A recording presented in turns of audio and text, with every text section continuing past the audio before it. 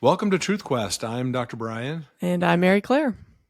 And we're your hosts. And today we're excited to break down our report. We want to show everybody how this report works and also what's in it so that everyone can understand how to make sense of all of the rich data that is returned by this process that we do in order to get to truth verification. Mary Claire, it's good to have you here today. I'm good to be back. I feel like we've got a regular session here, which is fun. Yeah, for sure. So this was something Bryan and I were exploring different ways. How do we continue to educate the market? When we think about like, what do you get, quote unquote, from buying a test? Well, ultimately, you get a physical report. And that report indicates credibility or deception. And so we spent a lot of time talking about the test experience and the science and the technology, and it comes up on many of our episodes. We have yet to spend much time on the quote unquote, what do you get? Yeah. And so we're hoping, exactly. So we're hoping to educate both our partners and our customers out there. Anybody who's interested in, broadly speaking, how this works, including how does it work as, how do I know if I'm credible or deceptive or the individual that's taking this test? So we're going to kick it off today by actually taking a quick step back and reminding everybody what the experience is like to buy a test, and then where does the report show up. And then after that, we're actually going to physically or share a report, share our screen here and run through it and break it down.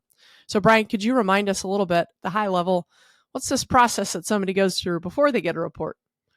Yeah, for sure. So whether you go down our standard test building process or our, TruthQuest customized test building process, you get to a point where a test is created. The person then takes the test on their phone, and we've shown how that works. Yep. Once the test is completed, all the data are uploaded into the cloud onto our servers. And the data that we upload, we upload over 5,000 pictures of a person's face and eyes, as well as all of the audio of the questions. And the way the questions are asked, if it's a 3-question test, each of those questions are asked 10 times positively and 10 times negatively in different ways, so that we can evaluate the responses as they're answering the questions. All of that is uploaded and scored, and it takes about 15 to 20 minutes to score the test. And that's algorithmically scored by a computer. So it's not being scored by a human, which is a good thing because you don't introduce the human bias that happens in polygraph. In this case, all of those tests are done by a computer. So you get consistent results across all of these tests. And then once those are done, all of those outcomes are then compiled into the report that you're talking about. And It's important to note that that's also a certified report, in that we can certify its authenticity from the standpoint of when it was created. And you can create the PDF from that can then be used and sent around if needed, so that others can view those results as well. Lovely. And then for our partners out there, whether you're a marriage counselor, a PI, background check company, our partners out there are actually accessing these reports through TruthHub. So they are the interface. Yeah. Correct. And so they would download the report from there and then send it to the whoever needs to see it. Right. And the nice thing about the TruthHub portal is that then our partners, if they're not the end user customer, can manage those tests, can get data returns on in terms of a dashboard on what kinds of tests, how many, to whom, those kinds of questions. But correct. Those show up there and then they send them out. Okay, so let's dive into, now that we've reminded ourselves of the process, I am going to share my screen, and I am going to share the right screen, hopefully. There it is. Okay. So we're just going to go section by section, take a step back, and I get to ask Bryan all the questions that I usually get from folks, or that we get from our customers. They ask some really good questions. So, Bryan, first and foremost, on page 1 here, I think this report in particular, it looks like it's 13 pages long. Some of them are a little shorter, depending on the number of topics or questions addressed in a test. So, right off the bat, up here, what am I seeing? Yeah, some very important things here. Just at a glance, you can see that for this test taker, they were truthful on 3 topic questions. Each of our tests can ask up to 3 questions if you're doing a customized TruthQuest test. Some of these are only one, some are two, some are three. However many there would be, there'd be a corresponding number of boxes, and those boxes would be green, red, or gray, depending on whether you were truthful, deceptive, or whether it was indeterminate in terms of being able to determine what was happening. You'll see on the left side that you've got the test certification, and there's a unique test ID so that those cannot be counterfeited or duplicated. So you know exactly which test this report is for. You get the test name, whether it was a custom test, who took the test, and then you get a unique customer ID as well. So you have a test ID and a customer ID, and those are the way that we actually identify the test, is by linking those two things together. So those are not stored together, by the way. So if you were to hack into our system and get a test, you wouldn't know whose it was. And so we put those two things together to build the report. And then you obviously get the date and time that the test was created and taken. So right here, you can see this particular test took about 20 minutes, which we say a longer test. I usually tell people between 17 and 20 minutes, a shorter test, anywhere between, 12 or 13 and 15 minutes. Right. But then 15 to 20 minutes later, that report will show up in whatever account, whether it's a TruthHub account or a personal account. Okay. That's fantastic. And for everybody, this test was a test done by a teammate of ours where you're not revealing anybody's personal information. This was just an example test that a dear colleague of ours took. Right. So as Bryan mentioned, so we've got the certification up here. Authenticity was something we talked about earlier in our privacy policy. From here, though, you can jump throughout the report. So these are live links you can jump to. We're going to go section by section. The next section here, one of the things we get asked frequently is, how do I know the person that took the test, that's supposed to take the test, is the one taking the test? And thankfully, we thought of that ahead of time. And there's a picture. Pictures given throughout, or pictures presented of the individual taking the test throughout the test. Right. Yeah. So Bryan, any more on this particular section? No, just that it's important that you know who started the test and who ended the test, right? So those pictures would change if for some reason somebody put somebody else that was different in there. And we have had some of that happen where we'll get the person who built the test and wanted someone else to take it, who has gotten back to me and said, hey, the person in this is not the person I anticipated. And what happened was the examinee was trying to, trick the test by having someone else take it for them. So that certainly can happen. And this is a way to get around that, so you know exactly who took the test. Beautiful. Okay. That usually covers everybody's initial question on that. Being able to see the photo. Okay. So the next few sections, I'm actually going to jump back up here. We've got methodology, test results, video data quality, audio data quality. So these next three sections are really a deep dive into how does this thing work, and trying to educate anybody who's interested. I got these results. How did those results come about, and what do they mean? And so this is where we'll spend a chunk of the time here. So some of this we actually pull apart in layers. We'll see in the following section. So, but we're going to, like I said, go section by section. So we're in this methodology section, section 2. We're talking about accuracy. This is usually the top 3 questions we get asked by anybody. Right. How do I know this is accurate? How do I know this is real? And how accurate is it? And how did we determine that accuracy? Mm-hmm. So Bryan, can you tell us a little bit more about how would we pull this apart, the test accuracy section? Yeah, so this is where the science really comes in. We have shown that under ideal conditions, and that's an important qualifier, that the test is 89% accurate, which if you compare it to a polygraph at 65 to 75% is much more accurate. So there's the real potential of getting very, very accurate results using this test. The challenge with ocular motor deception technology is that you need to have the right conditions, the right lighting, the right backgrounds, the right sound. All of those things are important. And we send out instructions with all of our tests. But the level to which a test taker adheres to those requirements will determine how accurate the test is. We capture 21 different variables of change, whether it's to the face, response times, eyes, lots of different variables. all of that goes into the calculation of that score, and then that score is returned. Now, again, if somebody follows the instructions that we give them, and they're not that hard, right? It's choose the right background, make sure your lighting is correct, make sure you're in a quiet place, make sure you're not interrupted, make sure that your app has the bandwidth that it needs, because it's a very intense application. But if you do those few things, you're going to get good results, and you're going to get a good environment and get a good outcome. So environment does impact the accuracy, Bryan. For sure, correct? for sure. Okay. That's the most important variable. Okay. So then next we've got the credibility score, and the credibility score is something we'll continue to break down throughout the report. When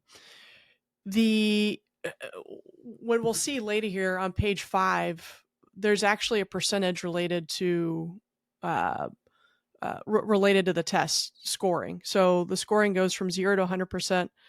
And this is what we try to break down for our customers to understand, what does this actually mean? And the challenge with part of what we're doing is that, truth and deception, or lying or telling the truth, is dichotomous. You're either lying or you're not. You're either telling the truth or you're not. However, to measure that, we're using a spectrum. That's where the science comes in. So Bryan, that's I want to explain to people, this is interesting, and it can be challenging for folks to understand, given the dichotomous nature of telling the truth or not telling the truth. But let's start to break this down and help people understand what these numbers mean, that it's really about a reaction that we're measuring. So if you don't mind, let's go through that breakdown, and I'll actually jump down to the following section as well here in a minute. Yeah, for sure. I love the way that you just started that off. I mean, either lying is something you're doing or you're not doing, right? But in our evaluation of all of these 21 independent variables, we get a strength of response. And the strength of response, if you think about how this technology works, what it's doing is it's measuring your cognitive load as you answer the questions. And what that means is how hard you have to think about answering the question. And that causes this autonomic response that we're measuring in the face, the eyes, the response time, all these other variables. Those responses can be differentially strong or weak. And so we're saying, how strong was the response? How weak was the response? So it's really a confidence interval. So if for example, somebody answered and they scored 0 to 30%, you're getting a very strong response.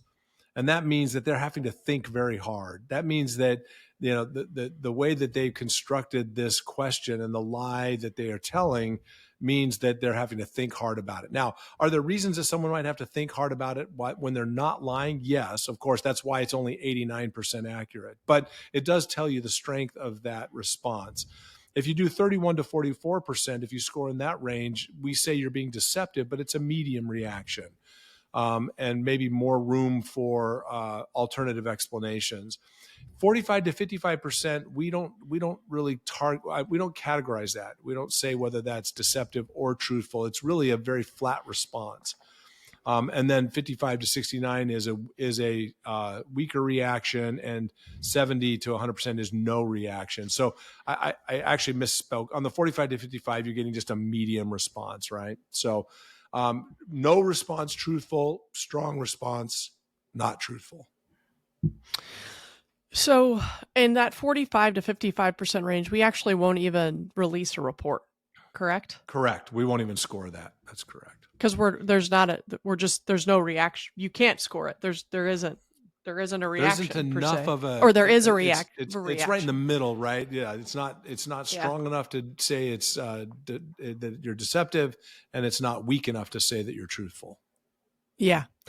So this is something usually, especially with a partner, we spend a lot of time on this concept of reaction, and and we'll move on here in a few minutes or in a minute. But this idea of the way to get at deception or truthfulness is this reaction. That's the science behind it. So we have to communicate the results of the science and then interpret that, or not even interpret it, but then translate that into the way that you and I typically think in this dichotomous situation. I think there are 2 points here that we should make really quickly, Mary Claire. One is that we do want to show the strength or the weakness of the response so that the customer can help determine, how believable that answer is Yeah. with respect to, the fact that there are some number of people who, you're going to get a false positive for, and you need to know that, which leads to the second most important point.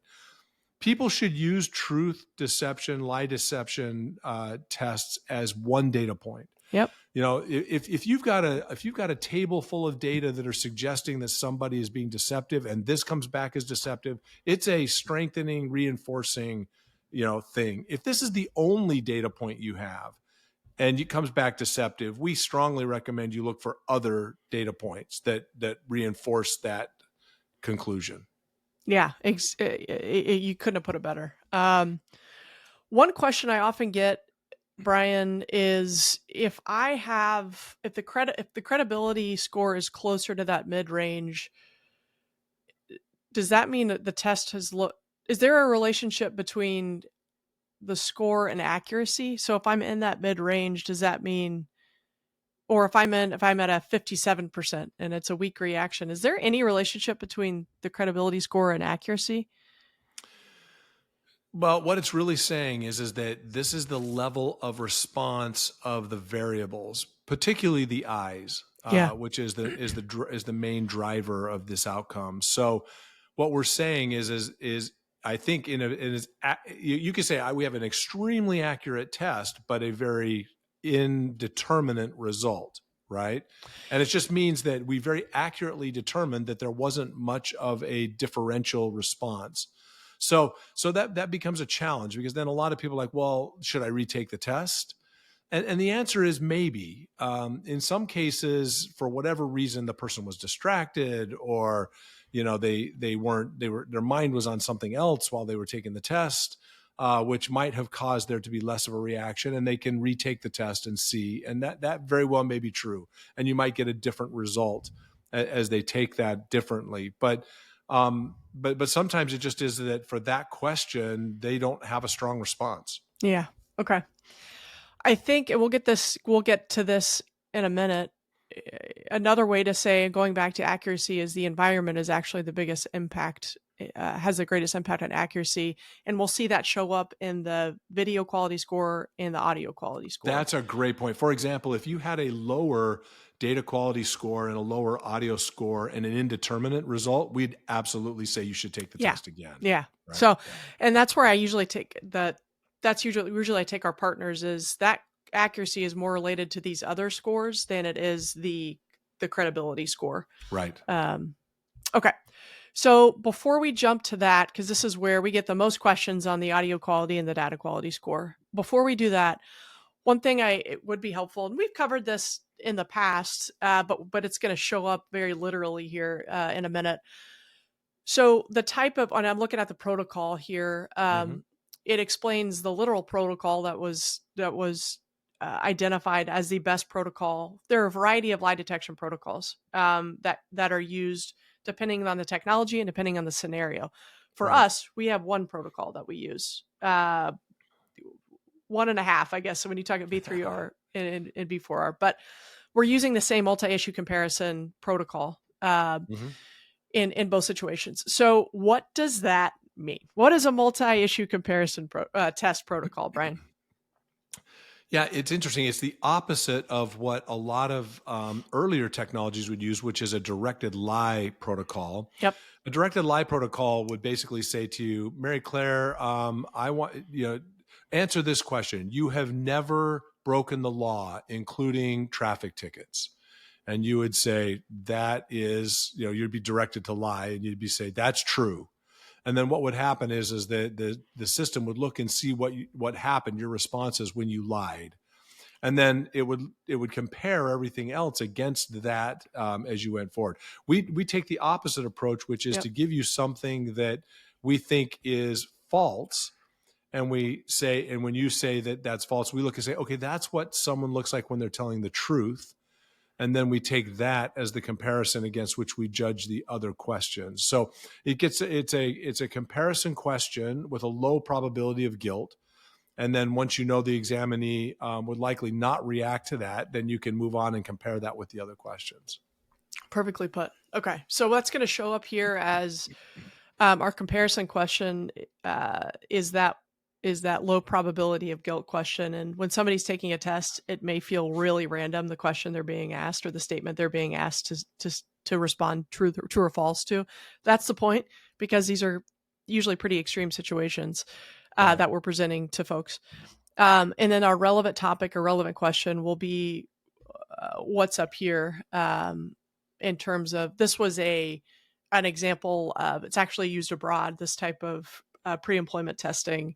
Have you submitted false degree papers? Have you stole items from a previous employer? And are there any disciplinary actions from your previous job? So those would be our relevant topics. That's why we're building the test. Those are the things that are in question. And we'll throw a fourth topic in there, as you said, that we use to understand how does the individual react when presented with a situation that we're highly probable they can tell the truth. I have not done that. True or false? Exactly. Okay. It's funny because sometimes test takers will be like, what is this other question? I didn't ask for that. Well, that's the random comparison question. So in this regard, for this test, or in this test, the comparison question was, as to the issue of me lying under oath, I have never done that. So whoever the potential employer did not ask us to create that question. That is a more or less randomly selected question that is relevant to the other questions in the test. And it's a great example, right, Mary Claire? Because perjury is something that most people have never done. So correct. That's the point. Okay. So we've got our comparison question here. After that, we've got our topic questions, or the relevant questions. And this is where we see the percentage come into play. So our wonderful colleague here is highly truthful. He had very little reaction to these to these statements. So he had on the first topic 96%, the second topic 86%, and the third topic 84%. That's in that higher category of very little to no reaction. Right.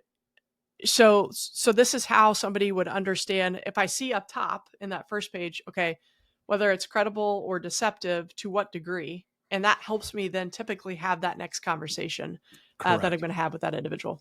So, right. Okay. Up above, it's interesting to point out in the very top boxes, we're basically just giving you a quick snapshot, because truth is dichotomous. So we're saying, we've judged this person truthful. This tells you how strong or weak the response was. That's right. Yep, exactly. Okay. So we touched on this. I want to dive a little deeper, because this is where we get the most questions relative to, it's yet another score. And so I want folks to understand, how does this score feed into the score of interest, the credibility score. So Bryan, what is the video data quality score? So remember, we said that on the video data, we were taking 5,000 pictures of the eyes. This is really literally a percentage of the eye pictures that we can use, the face pictures that we can use as we judge those variables. So if you're 93%, that's a very high data quality score. We're likely getting the very highest level of accuracy from that. Now, turns out that anything above, roughly 60%, we can score a test. But we like to see this number above 70. That's even better. And anything above 80 or 90, we're very, very happy with. So it's just a matter of getting the right number of pictures that are usable from the video quality feed. So I take, in layman's terms, what this percentage means is that 93% of the pictures that were taken were used in the scoring Correct. of the test. That's correct. Perfectly. That's great. Okay. So similarly on the audio data quality score, tell us a little bit more about that. And we'll see some of these percentages down here. But yep. So we have 3 different kinds of questions. In fact, if you scroll down to the table there, you can see this. So what we're really doing here is saying there are 3 things that can happen when a person responds audibly to the questions. The one is that we get an unexpected answer. An unexpected answer is the opposite answer that we expect. So if we ask the question and expect a true answer and get a false answer, that would be an unexpected answer. If we get an unanswered question, it just means we couldn't pick up the question that the person responded with. And an unrecognized answer means that they responded, we heard something, but we didn't understand it. We didn't know what it was. And so you can kind of get a feel for what those look like in a test. Now, in a test like this, what we're saying is that if any one column adds up to more than 50%, then we can't score the test. Okay. So if you, for example, submitting false degree papers with an application, let's say that unexpected was 10, unanswered was 20, and unrecognized was, 30, then we're going to be above 50. We can't score the test. We don't have enough audio data to score the test. As long as those numbers don't add up to more than 50, we can score the test. There is another situation where the unexpected answers, if those are above 70%, then we score that question as a probable confession. Because what it's really saying is that when I'm asking you to say true, you're saying false. If you do that more than 70% of the time, I think you're just admitting that that's something that you've done. And we just call that a probable confession. So, So in the one thing I wish I could do a massive PSA on this to anybody that takes a test, the structure of these statements, I'll go back up here, it's not natural to how we communicate or even think. And that's part of the point. That's right. So usually there's a practice test. So there's a practice test before taking a test. So you have an idea of okay, this is a little different than how I'm normally thinking or communicating. When you get into the actual test, usually it takes people a little bit of time to acclimate. I'm not sure if that's the right term, but kind of get used to the structure. Mm-hmm. And so that's why we often see, this is not an uncommon thing to see, a 10 to 15%. Not because there's fact, that wait, what did it just ask me? Yeah, exactly. Yeah. Wait, what? I remember the first time I took a test. To your point, it's designed that way, right? Because that's what makes us think about it. That's what we can measure that cognitive load. Sorry, go ahead. No, I remember the first time I took a test. It's like, wait, what? I had that. It was a great experience because it, put ourselves in the shoes of our customers. Okay. So we've got we explained what the data quality was, the audio quality, and what we need from both of those sections in order to score a test. One that has the right amount of data, quality data, in order to score a test. Here in a minute, we'll jump down into in a report. You get how did the individual respond to each statement. People get a summary here.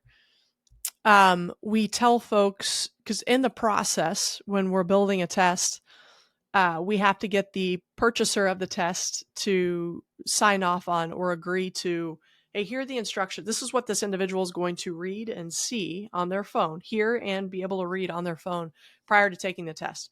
This is where we would spend time defining certain terms. So we put that in here, full transparency in terms of this is what was identified as a proper test given the situation. Bryan, would you add anything else to add here? Yeah, this is actually pretty important because let's say that you give your test, let's say you took a test and you passed and you gave that test to someone else and they're like, well, I don't really believe this because I don't really know, kind of how are things defined? What was the questions? How were they asked? This is something that you can give to them, be like, this is exactly how everything was defined. This is how it was asked. This is the order, all of those things so that you can understand and validate the responses with respect to the test. So it's pretty important to have in there. So when we talk about these definitions, the question here is second, it will ask, or the test will ask if you submitted false degree papers with your job application. Well, how Bryan might interpret degree papers may be different than how I interpret degree papers. So we need to make sure that is defined appropriately and effectively given the situation. So we define degree papers front, here. Right before the test taker takes the test, this is defined so that the test taker knows what that definition is as they're answering the questions. Perfectly said. Yep. We do the same thing here. We'll ask if you have taken items of value from a past employer. We determine, well, what the heck does items of value mean? Sometimes what we're trying to communicate is way too long of an explanation to put in the actual test, which is why we're creating these definitions, these statements and these definitions. So items of value means items worth more than $50, taken without permission, such as blah, blah, blah. So And then in the third one, we define disciplinary action, because that, again, depending on the situation, may mean different things to different folks. Often in our test, we do a lot of fidelity-based questions. We're defining what sexual contact is. We're defining what, all sorts of things that I won't necessarily get into. But with the person buying the test, we are ensuring we're using the right statements, and that you and the test taker will know exactly what that means to create the best chance for anybody to pass or to get a truthful response. Yep. Okay. From here, we list out all the statements that were presented in the test, and what we would expect based on that statement, what we would expect somebody to say versus what they said. And you'll see here, this, our colleague here, for the most part, got it, matched. Where we see a yes and where there's a no, that's where we would see a percentage tick up on the unexpected answers. The unrecognized answer, for whatever reason, whether it was environmental or the mic or whatever it may be, our system or the phone could not capture what our colleague was saying. So this popped up as an unrecognized answer. And that goes throughout the whole report. So again, in terms of transparency, if you're giving this report to somebody else, whether it's a spouse or a colleague or your employer, whatever it may be, everybody knows exactly what was stated in the test and exactly what the answers were. So what would you add to this, Bryan? No, nothing much, except that sometimes people get very concerned when they find that not every single question was answered exactly correctly. That's why we ask it so many times in so many different ways. We expect that some of these answers won't be answered correctly or get the right answer. And again, as long as that's less than 50% from a total, we can score the test. Beautiful, beautiful, beautiful. Okay. Bryan, are there other things that we get asked on the report that we haven't covered? I'm putting you on the spot here. I think we've covered the important things. It was good to go through this so that everybody could see exactly what's on the test and what the different sections represent and mean. And I think we've covered everything. Perfect. Okay. Well, we're going to wind down here. Bryan, thanks for joining again. We'll continue our education series on the different components, whether it's science, technology, these reports, the experience. We'll continue these conversations, but grateful to have you on again here, Bryan, leading our charge. Too, Mary Claire. Yeah, no, thanks for joining. And I think this will help our customers and our partners a great deal as they understand how this technology works. I mean, one of the things that I'll just end with is that, polygraph has been around for a very long time, and a lot of people will accept polygraph, and that's great. It has its place. But these new technologies have the promise to really change the way that we do truth detection and lie detection. So really excited about it and excited about what we can do with it. Yeah, I don't think we could emphasize enough to the market the fact that this is a computer, this is kind of scored behind the scenes, that there's no, in a proven time and time again in lab studies, in scientific studies, the algorithm itself proven out time and time again. The fact that there isn't human intervention in the scoring is, I think, imperative in a world where there is a lack of truth that we can bring. It's part of our kind of our value that we bring of how do we bring the truth to the surface. I think that's it's imperative and it's key. Yeah. And I think it'll be one of our differentiators here moving forward. For sure. Well, fantastic. Well, we sure appreciate everybody who has joined us for this. And if you like this podcast, we suggest that you indicate as such on Spotify or wherever else you get your podcasts. And then until next time, we hope that your search for truth is successful. Thanks, everybody. Thank you for joining us on this episode of TruthQuest. If you'd like to be a guest on our show or would like to customize a solution for yourself or your business, email us directly at answers@icanknow.com. TruthQuest is brought to you by the #1 truth verification technology available today. Visit us at icanknow.com to learn more and stay tuned for the next TruthQuest.